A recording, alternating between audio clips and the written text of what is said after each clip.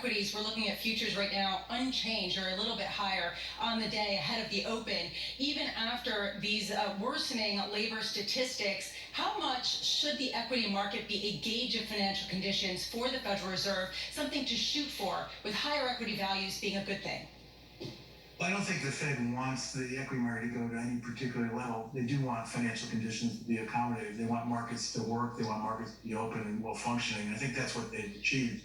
I think there are some people on the Federal Reserve that are a little bit concerned about how high the equity market is. In the last FOMC minutes, you saw a couple of people talking about financial stability issues. I personally think the stock market is high mainly because bond yields are low. And bond yields are low because monetary policy is going to be very accommodative for a number of years.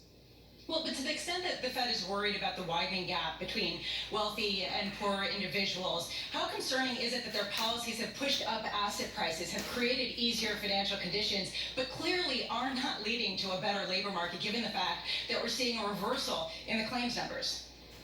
Well, I think they are, frustrated by the fact that they don't have good tools to address the issue of income inequality. I think they wish they did have better tools, but monetary policy is not well suited for that. Fiscal policy is. So it's really for Congress and the administration to do things on fiscal policy that help address the fact that the burden of the pandemic is falling disproportionately on low and moderate households. Bill Dudley with us, and we will continue with the former president of the New York Fed. We welcome all of you on Bloomberg Radio and Bloomberg Television. As John Farrow notes, a flip in the market here. Futures come back, dollar stronger. And John, we've got to look as we continue with Bill Dudley. John, we've got to look at this substantial curve flattening. It's really broken down. Long end in by 2 basis points to about 127 on a 30-year. Bill, talk to me about the QE program and the scope for adjusting that to sit at the long end just a little bit more. The front end is already so well anchored. What can you do at the long end, and what did you learn coming out of the last crisis? Well, the Fed historically has used their large-scale asset purchase to buy treasuries across the yield curve.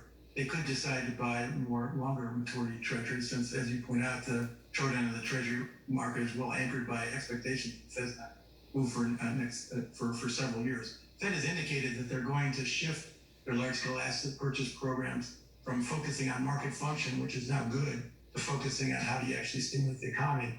And I think that it does imply that they're going to buy a greater proportion of longer-dated treasuries. Bill, before we let you go, I need a message for fiscal policymakers down in Washington. There's a real discussion about perhaps allowing the enhanced unemployment benefits to expire, maybe to taper them aggressively. Maybe that's the best case that we can hope for out of the administration and Republicans. If that happens, what do you expect August and September data to look like, Bill?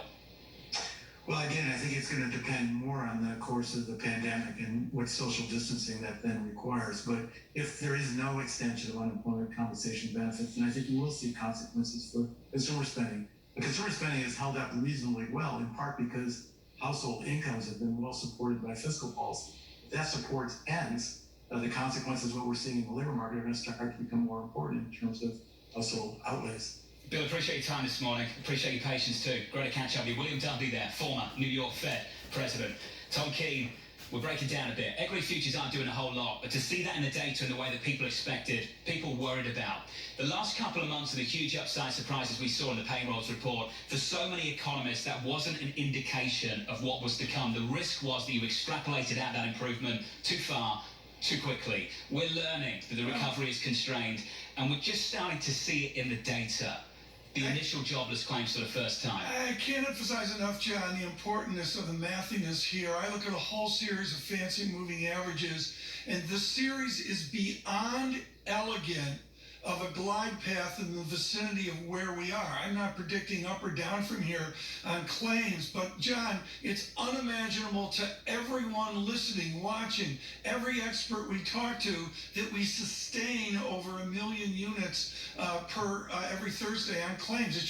It's not in the realm of anyone's thinking that we sustain at 1 million claims. If there's one data point that sharpens the focus down in Washington, D.C., it's got to be the data point that speaks to the labour market. In your market right now, let's get to the price action. Equity futures positive by just 5 points, up a little more than 1/10%. Tom Keene speaking to a flatter yield curve. That's where we're at. The front end anchored. The 30-year comes in 2 basis points to 1.276%. Jobless claims in America rising for the first time since March. Will it continue? And does it speak to an economy that's starting to stall? Up next on this this program, Phil Camporelli, JP Morgan Asset Management Investment Specialist. Heard on Bloomberg Radio, seen on Bloomberg TV from New York. This is Bloomberg Surveillance.